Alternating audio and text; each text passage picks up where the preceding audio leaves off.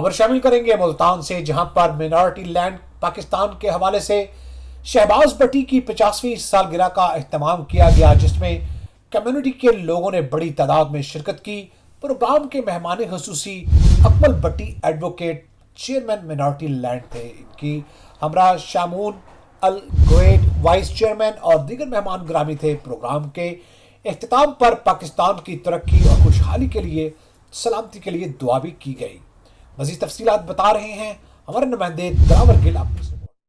Multan minorities alliance Pakistan के हवाले से शहीद शहबाज भट्टी के 50वीं सालगिरह की एक पुरअमन तकरीब का इनेकाद किया गया। तकरीब के मेहमान खसूसी Akmal Bhatti advocate chairman minorities alliance Pakistan, vice chairman Shamoon Alfred Gill और दीगर दोस्तों ने भी शिरकत की।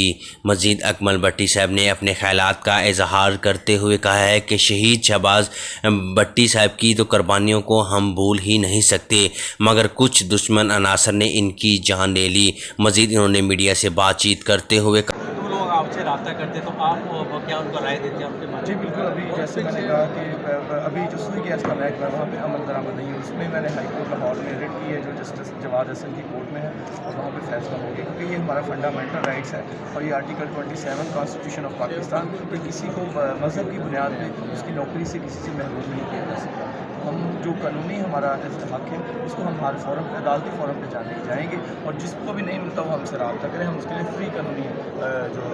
मज़ीद चेयरमैन अकमल भट्टी साहब का कहना है कि कुछ ऐसे अदारे हैं जहां पर 5% कोटे के तहत नौकरियां नहीं मिलती, लेकिन इस 5% कोटे के अमल दरामद को यकीनी बनाया जाए।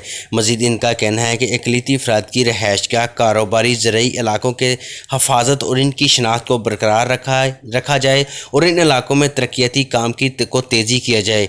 एक बाकायदा सतह पर फ़ंड और एक कमेटी कायम की जाए। अक़लियतों की हफाजत को ठोस को यकीनी बनाया जाए। मज़ीद आखिर में